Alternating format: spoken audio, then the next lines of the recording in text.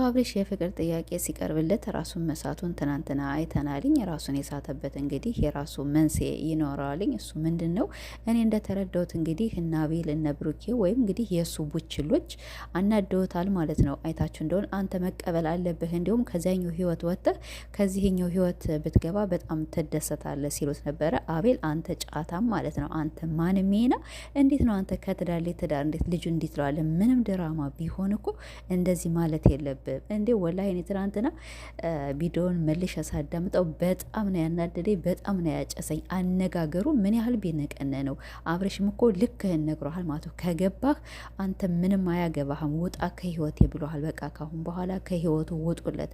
እንግዲህ አቶ አብርሽ ትናንትና እንዳያችሁት የፍቅር ጥያቄ ስታቀርብለት ወይዘሮ ሄርሜላ እሱም እንግዲህ ራሱን ስቷል። እኛም እንዴት ራሱን ይስታል? አንድ ሰው ማንም ሰው የፍቅር ጥያቄ ሊቀርብለት ይችላል።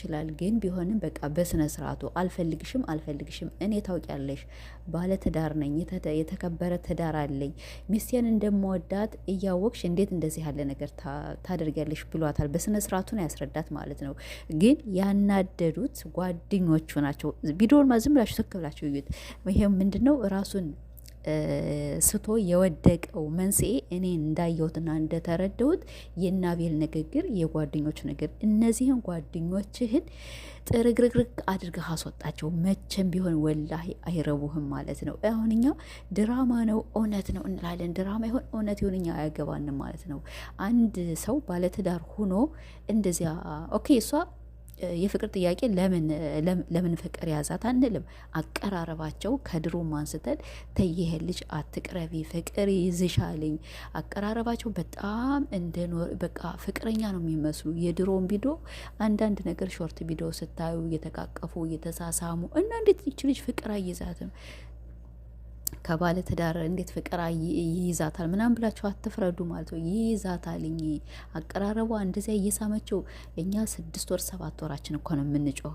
ከህይወታቸው ውጭ በኋላ ፍቅር ቢይዝሽ ይሄ ልጅ ሚስት አለው ልጅ አለው ተብላለች ሄርሜላ ማለት ነው። እና አሁን እሱ ፌንት የወደቀበት የአቤል ንግግር በጣም ነው ልብ የሚሰብር። ወላሂ ልብ ይሰብራልኝ። አንተ ግን እኛ ምን አረግንህ ማለት ነው? ይህን ያህል እኔ አንተ ጓደኛዬን ብትፈልግ ደብድበኝ፣ ብትፈልግ እንደዚህ በለኝ፣ የፈለግከውን አድርገኝ። እሷ ከህይወትህ በቃ እሷን ከህይወትህ የህይወት አጋር ማድረግ አለብህ ማለት ምን ማለት ነው? እና ጓደኞቹን በጣም ነው የተቆጣቸው ማለት ቢገባቸው። ግን እነሱ አብርሽን ከሩታ አፋተው ለሄርሜላ ሊድሯት ነው ማለት ሊድሯት ነው ስላችሁ አላውቅም ብቻ በሩታ እጅ በልቶ በሩታ እጅ ጠጥቶ በነ ሩታ ብዙ ደረጃ ደርሶ አሁን ሩታን ጠላት ማድረግ ምንድን ነው? ያኛው ህይወትህ አይሆንህም፣ ይሄኛውን ህይወት ምረጥ ማለት ምን ማለት ነው? አንተ ወላሂ አቤል በጣም ጠግቧል ማለት ነው። እንደኔ እንዳየው ጠግቧል። እንግዲህ አብርሽ ሆስፒታል ገብቷል እያሉ አንዳንድ ሰዎችም እየተናገሩ ነው። እውነት ከገባ በጣም አብርሽ ተሳስተሃል ማለት ነው። በቃ አልፈልጋቸውም ብለህ አንተ ወንድ ነህ አይደለ?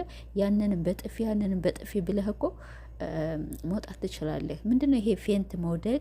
የፍቅር ጥያቄ ደግሞ ብታቀርብልህ ያው ኖርማል ነው። ማንም ሰው አሁን አንዳንዶች ያው የማትረዱ ሰዎች ልትኖር ትችላላቸው። ፍቅር እንዴት ያዛት ከባለ ትዳር እንዴ? በየቲክቶኩ በየሶሻል ሚዲያው የባለ ትዳሮችን ወንድ አይደለ ሲያፈቅሩ የምናያቸው። ይሄ ምንድነው? አቀራረባቸው በጣም መጥፎ ነው። ሴቶች ሄርሜላ ደግሞ እኔ ያሰብ ፍቅር እንደሚይዛትም ከመጀመሪያው ማወቅ ያለው ስትስመው፣ ስታዝለው፣ አይኑን ስስመው፣ ግንባሩ ስስመው፣ ከንፈሩ ስስመው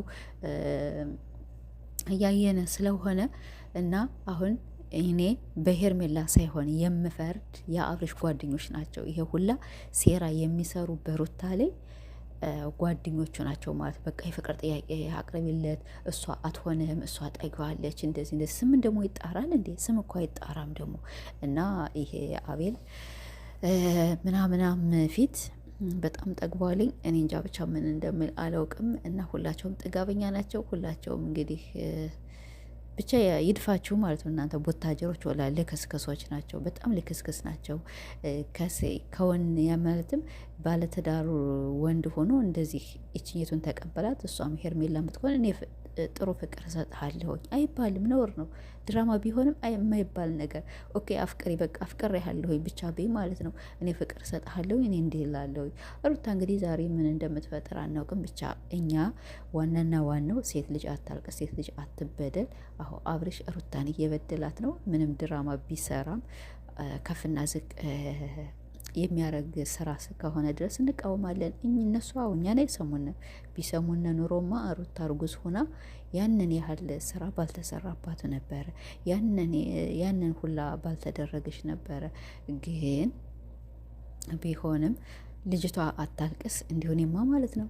እንዲሁ ሆስፒታል ሄዳ እውነት አብርሽ ከገባ የእውነት ከሆነ በጥፊ ብትመታት እንዳለ እና ቤልም ሁላ ሩታ ጀግና ናትኝ።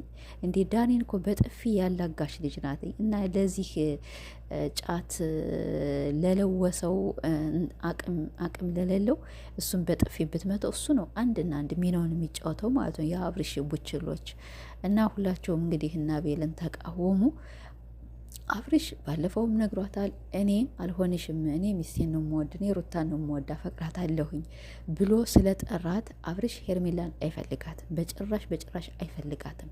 አሁን ማነው እነዚህ ናቸው ትዳር ሊያፋቱ ትዳር ሊበትኑ የመጡት 4 ናቸው 5ቶች ማለት ነው። እኮ ስራ የላቸውም፣ ግን ደግሞ ምን ይመስላሉ ወላሂ እዩዋቸው ተከብላችሁ ማለት ነው። ሲያስጠሉ ልጁ እንደዚያ ከብሁት ማለት ነው። ተቀበላት ኧረ አላህ ይድፋችሁ ማለት ነው።